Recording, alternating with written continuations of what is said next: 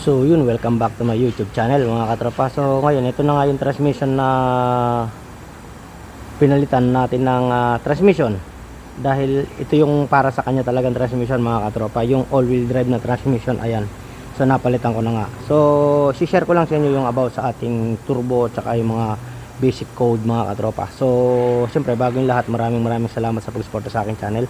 Lalong lalo na mga subscriber, YouTuber, viewers, sa mga patuloy na nagsasubscribe at nagko-comment sa ating comment section. Maraming salamat sa inyo. Shoutout sa inyo mga katropa. Shoutout sa Mechanic Group Admin, kay Paring Janjan, kay Paring Buloy, kay Sir Peter Tax, at sa mga ibang group admin mga katropa. Sa ating mga member, shoutout sa inyo. Maraming salamat sa mga sumusuporta.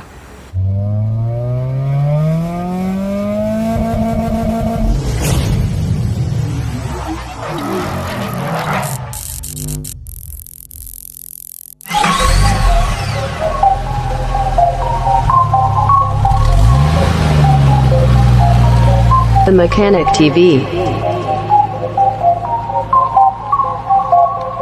Who made this? The Mechanic TV channel, dito ay manood ka. Click mo subscribe button, click yung bell, updated ka sa mga paparating namin na gawain. Alam mo na, subaybayan galaw ni Sir Edgar, manapat The manood Mechanic ka. TV.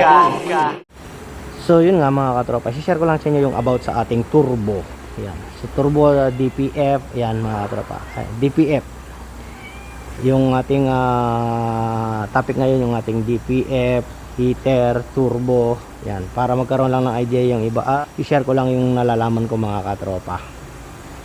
So ano ba yung DPF? Yung DPF, diesel particular filter mga katropa. Yun yung ibig sabihin ng DPF.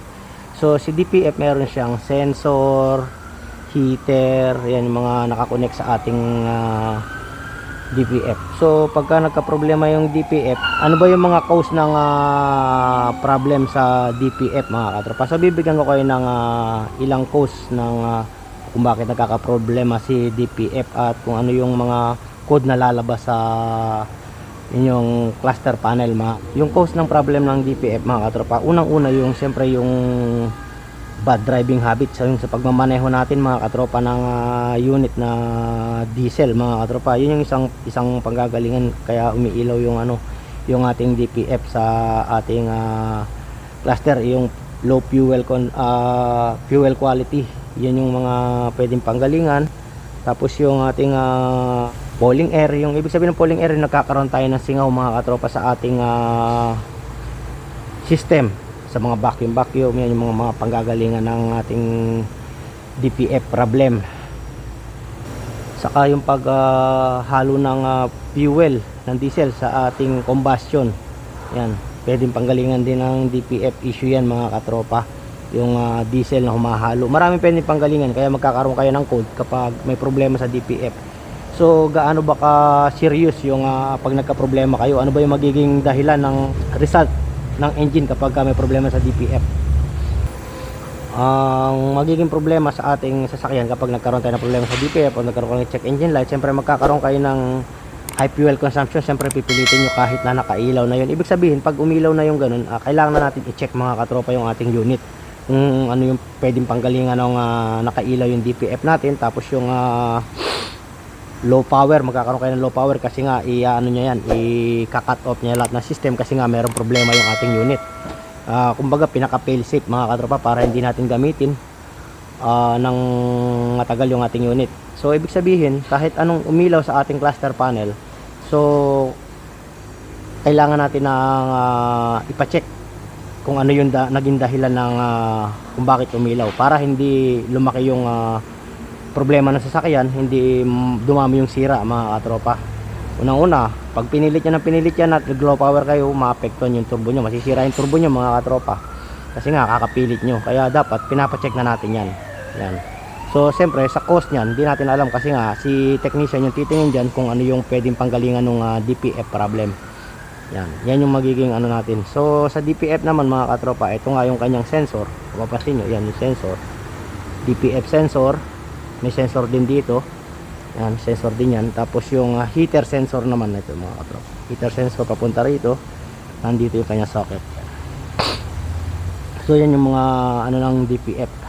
Kaya sinabi ko, maraming pwedeng panggalingan kung bakit umilaw yung DPF. So bibigyan ko kayo ng mga ilang code, trouble code na pwedeng panggalingan ng DPF, kung ano yung mga yun. So magkakaroon kayo ng code na P002 DPF efficiency below threshold bank 2, P242F, yan, DPF restriction accumulation, P2458 DPF regeneration duration, yan kasi mga katropa, madami kasi yan.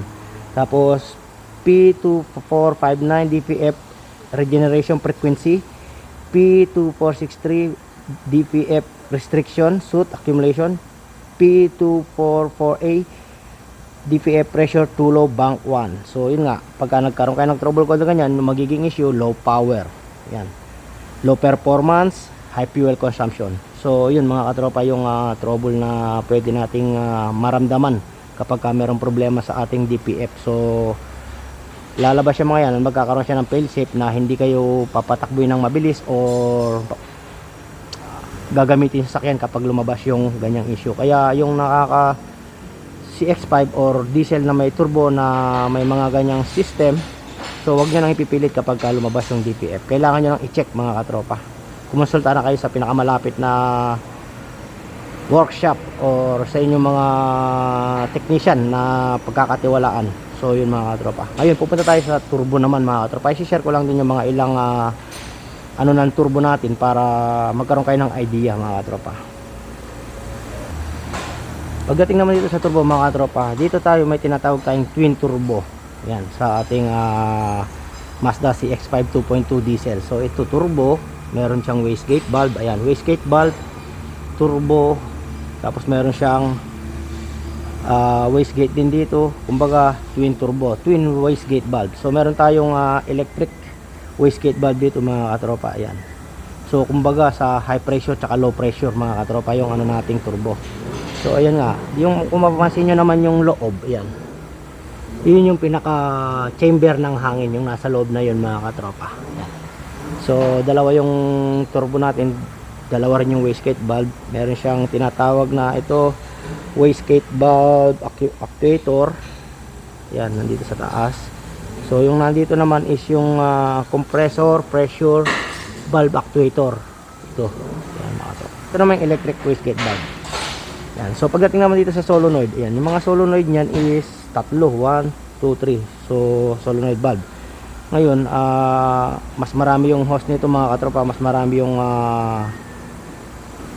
vacuum. Kaya kung magkakaproblema, posibleng mga solenoid yung problema. Kasi wala na may panggagaling kasi solenoid yung magpapagana dyan mga katropa sa ating mga wastegate valve mga katropa. Yan. So pagdating dito sa solenoid, tatlo yan. Itong solenoid na to, ito yung ating regulating solenoid valve. Ayan. Pagdating dito sa baba, yan, may solenoid na maliit. Yan, kung mapapansin nyo. So ito yung compressor bypass solenoid. So para sa ano yan, siguro itong maliit na to para dito, yan. Dito, tingnan natin yung way. Ayan o. Ayan o, compressor, ito yung compressor bypass valve actuator. Yan, tingnan nyo, papunta rito sa compressor solenoid. Ayan. Sa compressor solenoid, papunta siya dun sa compressor solenoid valve. Yan. So ito naman is, tignan natin itong wastegate valve kung saan papunta. Ayan, dito si wastegate valve. Ito naman yung solenoid, tama, ayan, wastegate valve solenoid. Yan. So ito si compressor solenoid, ito yung sa electric solenoid. Tatlong solenoid kasi tatlong wastegate valve, tatlong solenoid sa ating Mazda turbo, dual turbo. So ayan, ito yung wastegate. Yan, kung mapapansin nyo sa loob, yan, sa turbo. Meron din dito, kaya lang hindi ko na binuksan kasi nga hindi naman connected sa ating work. Yung ating work kasi, ito yung nung unang video natin, yung transmission hindi siya match.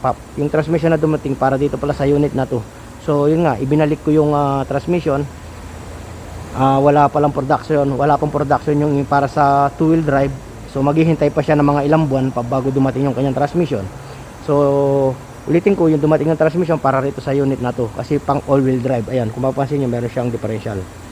Ayan, kasi yung bracket hindi siya po pwede sa two-wheel drive. Kaya para dito yung ano, Pero naunang in-order yung isang unit na yun mga katropa. So nauna yun, kaso walang stock. Kaya sorry siya. So maghihintay siya. Ngayon, dumating itong pang all-wheel drive natin, kumbaga 4x4. Kumbaga 4-wheel. Yan. Automatic 4-wheel yung ating transmission. Ngayon, isasampa na natin yan mga katropa. Share ko lang sa inyo yung mga ibang detail. Mga basic detail lang muna tayo mga katropa. Pagdating sa trouble, saka na natin igawa ng video para magkaroon kayo ng idea mga katropa. So ito naman, wala namang problema sa mga turbo to. Yung problema nito yung transmission nga, yung delay sa shift third gear yata yun. So yun yung issue ng transmission ng Mazda CX-5 diesel mga katropa. So pagdating naman sa engine, kalimitan nagiging issue niyan overheat, katagalan mga katropa. So actually meron tayong isang unit dito na nagkaroon siya ng splash water sa reservoir tank. So sa ibang lugar naman yun, kaso dito dinala sa atin. So medyo malayo yung lugar niya kaysa dito. Pag nag-airplane 1 hour, pero pag nag-travel ka siguro mga 1 day. So ganun kalayo. So nag-overheat dun sa area niya. Ginawa ng para nakita nila yung problema, yung pan.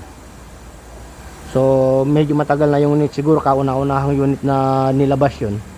So saka ko na lang ikukwento yung ibang detail kapag hinawakan na natin yung unit para magkaroon din kayo ng idea mga katropa kung ano nangyari doon sa unit na yun. So ito nga mga katropa, kagaya ng na-share ko sa inyo, yan, solenoid, wastegate valve papunta rito sa wastegate solenoid.